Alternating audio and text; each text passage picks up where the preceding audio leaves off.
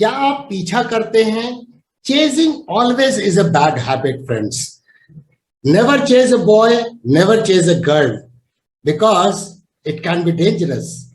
Yes, friends. Similarly, in a stock market, chasing a price is very dangerous because many drawbacks are there of chasing a price. Friends, लेकिन just imagine कीजिए कि जब हम jogging करते हैं और दौड़ते हैं तो हम क्या करते हैं? ब्रीद आउट करते हैं, ब्रीद इन करते हैं, और इस प्रोसेस में हम कई बार थक जाते हैं तो थोड़ा आराम करते हैं. तो अगर आप बॉय और गर्ल का पीछा भी कर रहे हैं, जस्ट इमेजिन कीजिए थक के वो आपके लैप में गिर जाए, बाहों में गिर जाए, तो उससे अच्छी बात क्या हो सकती है? रिस्क भी कम होगा. और उसी तरीके से दोस्तों स्टॉक मार्केट में भी जब प्राइस तेजी के साथ ऊपर जा रही है और इंपल्सिव वेव का फॉर्मेशन कर रही है, उसका पीछा कभी ना करें. इवन ब्रेकआउट के समय में भी चेक करें कि क्या क्वालिटी ऑफ ब्रेकआउट सही है, और अगर नहीं है दोस्तों तो छोड़ दें ट्रेड को.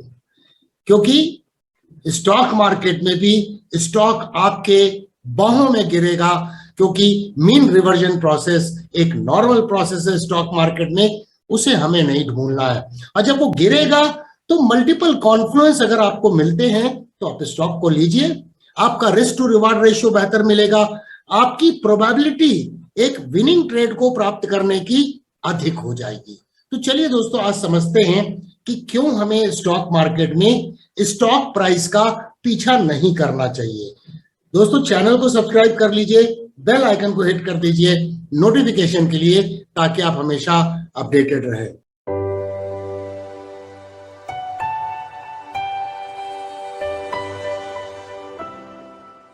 अर्ज ऑफ चेजिंग, जैसे हिंदी में बोलते हैं तलब होना. किसी को स्मोकिंग की तलब होती है, किसी को कुछ और पीने की तलब होती है, और किसी व्यक्ति को अलग अलग प्रकार की तलब के कारण परेशानी झेलनी पड़ती है. उसी तरह स्टॉक मार्केट में एक तलब होती है कि मार्केट के टर्मिनल पे बैठ के प्राइस चार्ट को देखते देखते स्टॉक मार्केट में कूद जाना और कूद के किसी भी स्टॉक का पीछा करना. जब हम ऐसा करते हैं दोस्तों तो होता क्या है? ये कॉमन मिस्टेक मानी जाती है, और इसी कारण से स्टॉक मार्केट में 95% लोग पैसे को गंवाते हैं. सिर्फ 4 या 5% लोग हैं जो कंसिस्टेंटली स्टॉक मार्केट में पैसा करते हैं. हम जब प्राइस को चेस करने लगते हैं स्टॉक मार्केट में तो हम कर क्या रहे हैं? आप जस्ट सोचिए कि स्टॉक एक दौड़ रहा है और दौड़ते दौड़ते अपने क्रिटिकल मूविंग एवरेजेस से काफी दूर जा चुका है, ओवरबॉट टेरिटरी में पहुंच चुका है, और उस समय पे जब मीन रिवर्जन प्रोसेस की शुरुआत जस्ट होने वाली है, करेक्शन की शुरुआत होने वाली है, या रिट्रेसमेंट की शुरुआत होने वाली है, उसी समय हम उसका पीछा करते हैं. इसके बाद दोस्तों जब ब्रेकआउट होता है तो हमें बड़ी जल्दी होती है, हम सारी चीजों को चेक नहीं करते हैं. ब्रेकआउट हुआ और लाइव मार्केट में हम उसका पीछा करने लगते हैं. ये चेक नहीं करते हैं क्या ये ब्रेकआउट जो हुआ है वो डिसाइसिव ब्रेकआउट है या हेल्दी ब्रेकआउट नहीं है. दूसरा दोस्तों, ब्रेकआउट के समय में हम चेक नहीं करते ये ब्रेकआउट कहीं पैराबोलिक राइज के बाद तो नहीं हुआ है. हमने एक वीडियो भी बनाया है दोस्तों जीरो टू हीरो के प्लेलिस्ट में कि किस तरह से ब्रेकआउट की क्वालिटी को चेक करना. क्वालिटी बहुत इंपॉर्टेंट है दोस्तों. कम ट्रेडिंग करना लेकिन क्वालिटी ट्रेडिंग करना, ये सबसे बड़ी क्वालिटी होती है एक अच्छे ट्रेडर की, एक अच्छे टेक्निकल एनालिस्ट की दोस्तों. तो ब्रेकआउट के समय में ब्रेकआउट की हेल्थ कैसी है उसे चेक करना अत्यंत आवश्यक है. उसके बाद अपने आप से क्वेश्चन पूछें, क्या मैं स्टॉक को जो खरीद रहा हूं क्या वो वैल्यू जोन में है? क्या प्राइस ओवर एक्सटेंडेड तो नहीं है? क्या प्राइस ओवरबॉट तो नहीं है? क्या हमें मल्टीपल कॉन्फ्लुएंस मिल रहे हैं जो इस बात को सजेस्ट करते हैं कि मुझे ये स्टॉक खरीदना चाहिए? क्योंकि आप ये मान के चलिए दोस्तों, अगर आप खरीद रहे हैं स्टॉक का पीछा करते हुए, उसके प्राइस का पीछा करते हुए, तो कोई बेच रहा है मार्केट में तभी आप खरीद रहे हैं. सोचना आपको सिर्फ ये है कि बेचने वाला बुद्धिमान है या खरीदने वाला बुद्धिमान है. इसके अलावा दोस्तों जब हम स्टॉक प्राइस का पीछा करते हैं, ये कई बार बहुत कॉस्टली हो सकता है, एक्सपेंसिव हो सकता है। हम अपने विनिंग रेट को, एक अच्छे स्टॉक के पोजीशन को, अपने संयम को खो देते हैं, अपने पेशेंस को खो देते हैं और उसका पीछा करके एक अच्छे ट्रेड को मिस कर देते हैं और हमारा स्टॉप लॉस ट्रिगर हो जाता है और हमें लॉस उठाना पड़ता है। इसके अलावा दोस्तों, जब स्टॉक का पीछा करते हैं तो आप सबसे पहले पूछिए कि एक लॉजिकल टेक्निकल एनालिसिस के आधार पर आपका स्टॉप लॉस कहां आ रहा है। अगर स्टॉप लॉस बहुत दूर आ रहा है तो रिस्क टू रिवार्ड रेशियो कैसे मिलेगा दोस्तों? कम से कम 1:2 का तो रिस्क रिवार्ड मिलना चाहिए। अगर हम ट्रेडर हैं और अगर हम इन्वेस्टर हैं तो कैसे कल्पना कर सकते हैं कि 1:3 के रिस्क टू रिवार्ड रेशियो को पहले इवन इन्वेस्टमेंट की स्ट्रैटेजी बनाने के बारे में सोचें। इसके अलावा दोस्तों, अपने आप से क्वेश्चन पूछना बहुत जरूरी है कि हम स्टॉक मार्केट में या फाइनेंशियल मार्केट में हम ट्रेडिंग करते क्यों हैं? क्या हम एक्साइटमेंट के लिए ट्रेडिंग करते हैं या पैसे कमाने के लिए ट्रेडिंग करते हैं? अगर एक्साइटमेंट के लिए ट्रेडिंग करते हैं तो दोस्तों, एंटरटेनमेंट करने के बहुत सारे सस्ते साधन है। आइनॉक्स में जाइए, पीवीआर में जाइए, मूवी देखिए, एंजॉय कीजिए, रेस्टोरेंट में जाइए, एंजॉय कीजिए, वो लेस एक्सपेंसिव है। लेकिन स्टॉक मार्केट में स्टॉक का पीछा करना और एक्साइटमेंट के लिए काम करना, ये दोस्तों बहुत डेट्रीमेंटल है और ये हानिकारक है दोस्तों। तो चलिए अब प्राइस चार्ट पर चलते हैं और उसमें मैं आपको समझाऊंगा कि किस तरह से लोग कॉमन मिस्टेक करते हैं कि स्टॉक का पीछा करते हैं, स्टॉक की प्राइस का पीछा करते हैं जब प्राइस ओवर बॉट है या प्राइस ओवर एक्सटेंडेड है।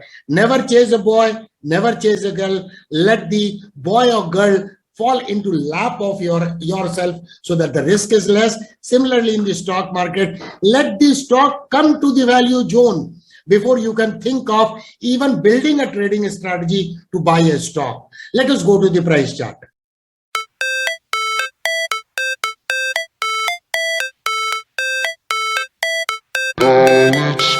तो चलिए समझते हैं कि किस तरह से हमें स्टॉक के प्राइस को पीछा नहीं करना चाहिए। ये देखिए एसबीआई लाइफ का प्राइस चार्ट है दोस्तों। मैं यहाँ पर एक आपको हॉरिजॉन्टल लाइन खींचता हूं, ध्यान से देखिएगा। ये यहाँ पर प्राइस का रिजेक्शन था, प्राइस का रिजेक्शन था और यहाँ पर देखिए प्राइस का एक ब्रेकआउट हुआ। क्या हमें इस ब्रेकआउट के ऊपर में ट्रेडिंग पोजीशन इनिशिएट करनी चाहिए? एब्सोल्युटली नॉट दोस्तों। अब देखिए उसके पहले कितना बड़ा पैराबोलिक राइज है और ये प्राइस 20 दिसंबर को इसने लो बनाया 1100 रुपए का और उसके बाद हम जब पीछा कर रहे हैं तो प्राइस है दोस्तों 1293। तो 16-17% ऊपर जाने के बाद इस दौरान में, इस इंपल्सिव वेव के फॉर्मेशन के दौरान में, यहाँ देखिए कोई भी आपको एक करेक्शन नजर नहीं आता है। इस जगह पे प्राइस करेक्ट भी होती है, इन्वर्टेड हैमर का फॉर्मेशन बनाती है। प्राइस ओवर एक्सटेंडेड है, मीन रिवर्जन प्रोसेस होने ही वाली है। It's a matter of time कि एक दिन में होगी कि 2 दिन में होगी। और उसके बाद देखिए ये गिरावट की शुरुआत हुई। अब इसी जोन में आप देखिए हमें कैसे एंट्री करना चाहिए।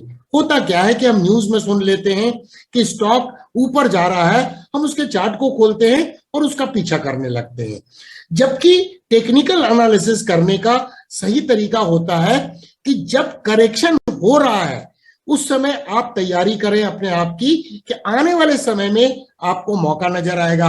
अब इसको आप देखिए, higher highs and higher lows का फॉर्मेशन है, इसका मतलब प्राइस मार्कअप फेज में है। अगर प्राइस मार्कअप फेज में है इसका मतलब जो भी करेक्शन होगा उस समय पे आपको मौका मिलेगा। अब यहां पर आप कहीं देखिए कितनी अपॉर्चुनिटी है। यहां पर जब प्राइस में कंसोलिडेशन हुआ तो यहां देखिए प्राइस EMA 21 के पास में काफी दिनों तक कंसोलिडेट करती रही और इस कंसोलिडेशन बैंड का जो ब्रेकआउट हुआ मैं आपको ड्रॉ करके दिखाता हूं। ये देखिए ये कंसोलिडेशन बैंड का ब्रेकआउट हुआ और ये ब्रेकआउट सिंस डिसाइसिव नहीं हुआ हम इसमें एंट्री नहीं करेंगे। लेकिन ये थ्रोबैक के बाद देखिए प्राइस ने इस बैंड के, इसको अगर पीछे खींच लेंगे, ये सारे रेजिस्टेंस लेवल है, इसके ब्रेकआउट में हम इसीलिए एंट्री नहीं कर रहे हैं क्योंकि ब्रेकआउट डिसाइसिव नहीं है। डिसाइसिव ब्रेकआउट क्या होता है इसके ऊपर पे भी हमने 0 to हीरो में वीडियो बनाया है दोस्तों। अगर आप सारे वीडियो 0 to हीरो के प्लेलिस्ट में जो ट्यूटोरियल वीडियो है उसे आप देख रहे हैं, तो धीरे धीरे आपके कॉन्सेप्ट डेवलप होंगे। जो लोग सिंसियर सीख रहे हैं वो स्टेप बाय स्टेप सीखे, स्किप करके सीखेंगे तो बहुत सारे इंपॉर्टेंट पॉइंट आप मिस कर जाएंगे, और आज जो आप सीख रहे हैं 6 महीने बाद भी उसी स्थिति में खड़े रहेंगे। अब यहां पर देखिए, ये ब्रेकआउट के बाद में मैं इस ट्रेड में एंट्री नहीं करता क्योंकि ये डिसाइसिव ब्रेकआउट नहीं है। और उसके बाद क्या हुआ, ये गैप अप कैंडल बन गई, तो अब प्राइस ओवर एक्सटेंडेड हो गई, हमें करेक्शन होना है, मीन रिवर्जन होगा। ये देखिए करेक्शन हुआ, करेक्शन के बाद हमें यहाँ एक इनसाइड बार, मैं इसको थोड़ा सा एनलार्ज कर लेता हूं, ये आप देखिए यहां पर इनसाइड बार का फॉर्मेशन हुआ जिसने इंडिकेट किया कि डाउनसाइड मोमेंटम का डिमिनिशिंग इफेक्ट है, और जो पहले रेजिस्टेंस था अब ये सपोर्ट के रूप में काम कर रहा है, जो कि कॉन्फ्लुएंस EMA 21 का भी है। तो अब हमें इस जगह पर ये जो बेरिश कैंडल है इसके हाई के ऊपर में हम एडवांस में, जब मार्केट बंद है उस समय पे हम GTT order, buy limit stop order create कर सकते हैं। आप देखिए ऑर्डर ट्रिगर हो गया, एक बेहतरीन ट्रेड साबित हुआ। कितना छोटा सा रिस्क था, रिवार्ड का पोटेंशियल कितना अधिक था। आगे चलते हैं दोस्तों, अभी जो एग्जांपल हमने देखा, मैं चार्ट को थोड़ा छोटा करता हूं, इस जगह पे देखिए हम यहाँ पे पीछा ना करके जब ये करेक्शन हो रहा था तो देखिए कितना ब्यूटीफुल फॉर्मेशन हुआ।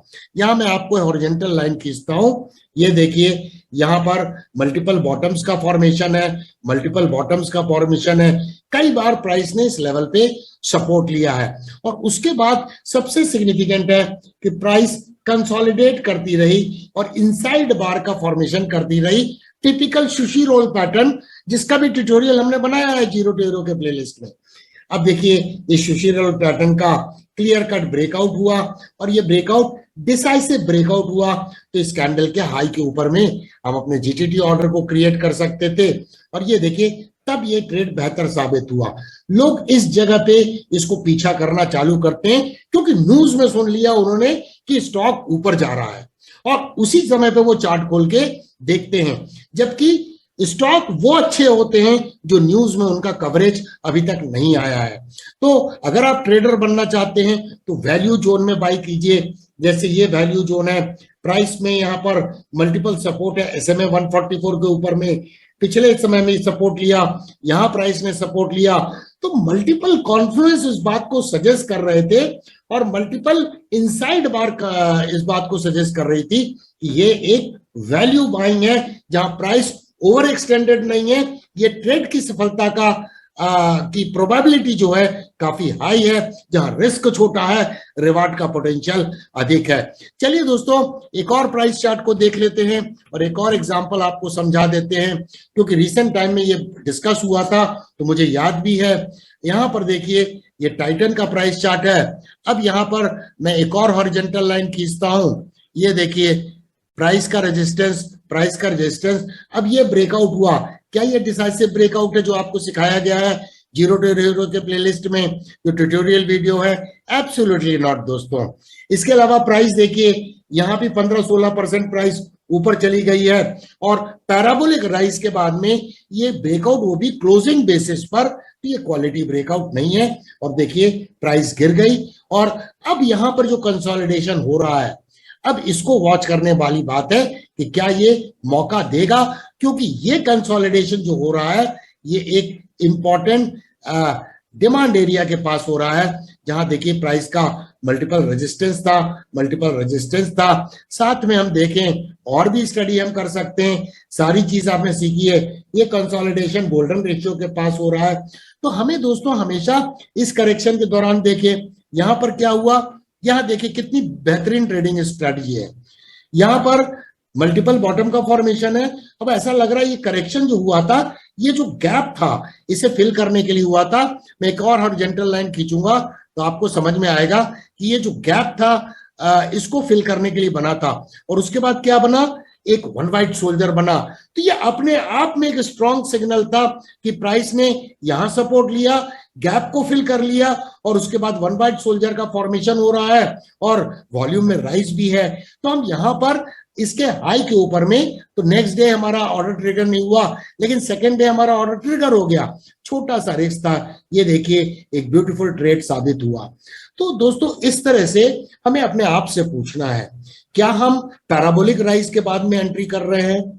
कुछ दूसरा क्वेश्चन पूछना है, क्या ये ब्रेकआउट डिसाइसिव है या नहीं है?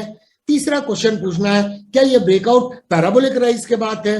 चौथा क्वेश्चन पूछना है, क्या वैल्यू जोन में हम एंट्री कर रहे हैं? पांचवा क्वेश्चन पूछना है, क्या 4-5 कन्फ्लुएंस हमें मिल रहे हैं जिस बात को सजेस्ट करे कि इस ट्रेड के सफल होने की संभावना दिख रही है अथवा नहीं दिख रही है।